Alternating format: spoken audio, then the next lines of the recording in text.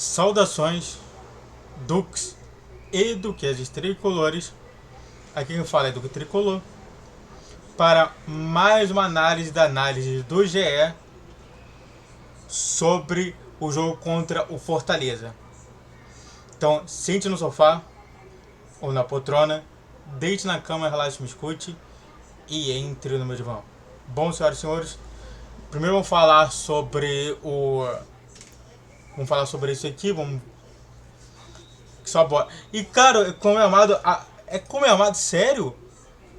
Nossa senhora, que maravilha, do Marcelo Neves, olha só.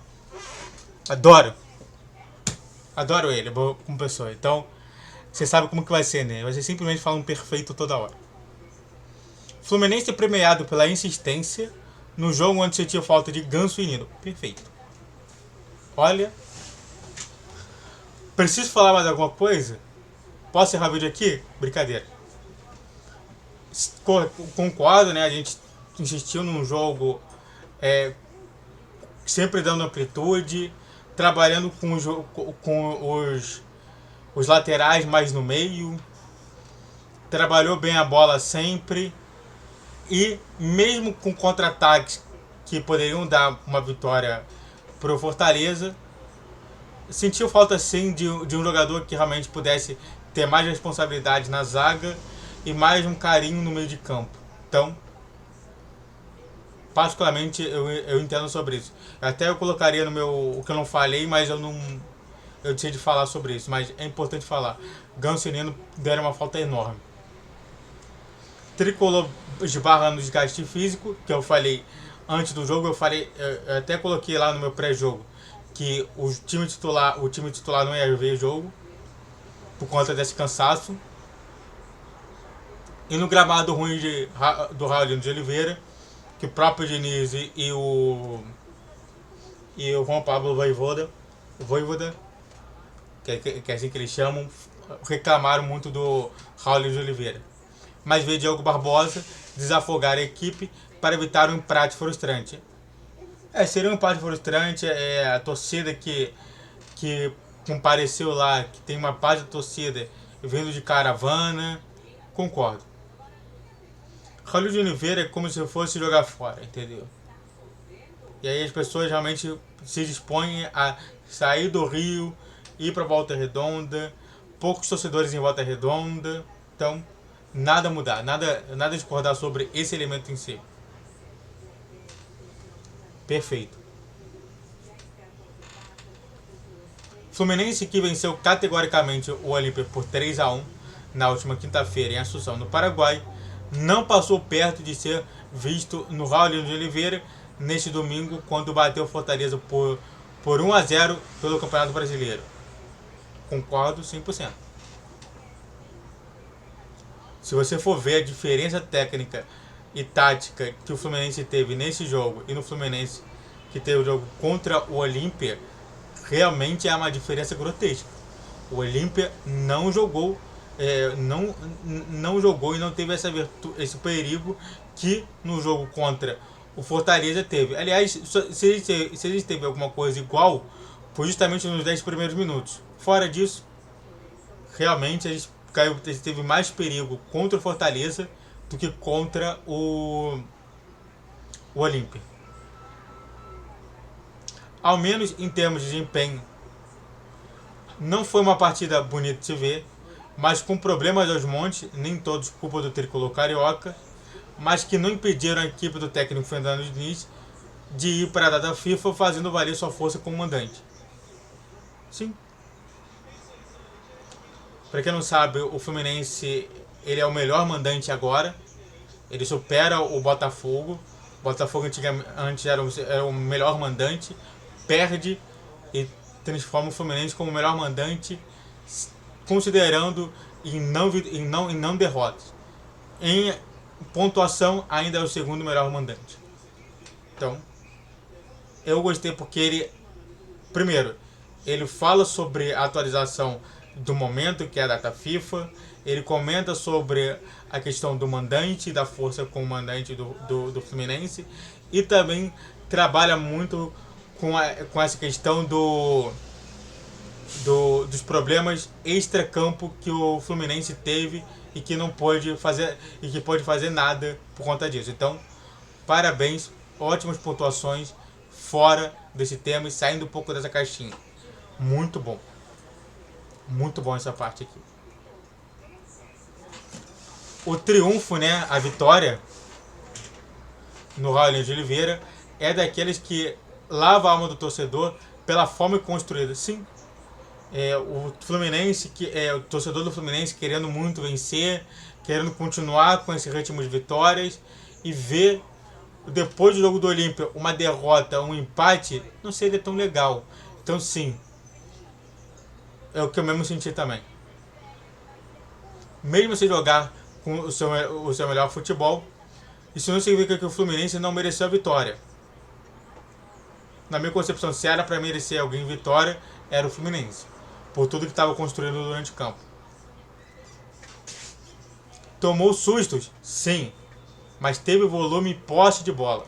Pecou no baixo poder de fogo e viu o gol de Diego Barbosa nos minutos finais trazer contornos épicos para a vitória. Eu acho que eu gostei da forma que ele trabalhou com essa estética épica, né? Existe uma participação dentro da literatura chamada de construção épica, que trabalha muito nisso, né? O carinha sofreu, mas no final da história venceu. No finalzinho ele vence. Foi isso que eu vi. Olha, muito bom, né? Esse recurso que o Marcelo Neves tem para trabalhar não só com o próprio texto, que seria pouco para o Marcelo Neves, mas trabalhar todo esse recurso literário que ele tem nas costas. Cobrar que o Fluminense tivesse a mesma intensidade apresentada contra o Olímpia é impensável. Após vencer na quinta-feira, a delegação tricolor chegou no Rio de Janeiro na manhã desta sexta, descansou e viajou já no sábado para a Volta Redonda, onde entrou em campo no domingo. Todos os atletas sentiram a maratona e se falando de questões físicas, nas táticas, mais problemas. Tem que falar alguma coisa? Aqui eu só estou comentando os fatos.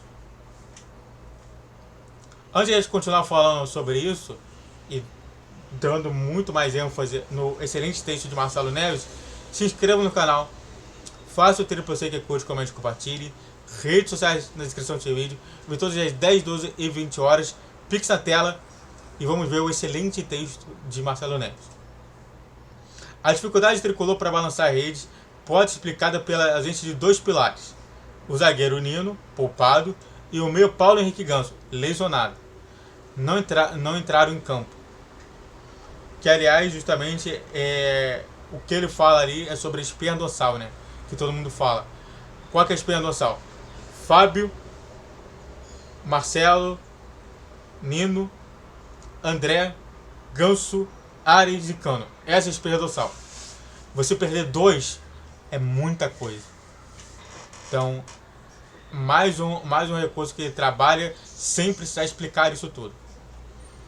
Isso fez com que a equipe ficasse torta na meia parte do campo, com jogadores tendo que cumprir as suas funções e outras mais já que o jogo não fluía naturalmente. Eu gostei, né, que normalmente se eu falei em espinha dorsal, imagina uma espinha dorsal torta ou com problemas. Eu gostei. Tá, eu gostei. Muito mais uma referência legal que ele trabalhou dentro do seu texto. Diniz perdeu dois dos seus melhores passadores e o time teve muita dificuldade para fazer o seu jogo contra o Fortaleza, forte na marcação. Aliás, característica do Fortaleza. Aquele jogo de posse de bola, mas pouco perigo, foi visto por quase 90 minutos. Ganso pode estar vivendo um momento ruim no Fluminense, mas a partida do Raul de Oliveira mostra sua importância tática para a equipe. Ares, mais centralizado que o de costume, foi desafogo nesse quesito. Ótimas pontuações, né? A pontuação principal do Ares ali no meio, que eu não gostei. Eu queria que o time ficasse mais com a bola e tivesse mais retenção. E só foi a partir do meio mais preenchido. Mas vamos ver se ele vai falar sobre isso. Senão, é a única imperfeição que eu vejo. Durante a partida, Fernando Diniz empoderou jogadores que poderiam ajudar na construção. Olha, eu gostei.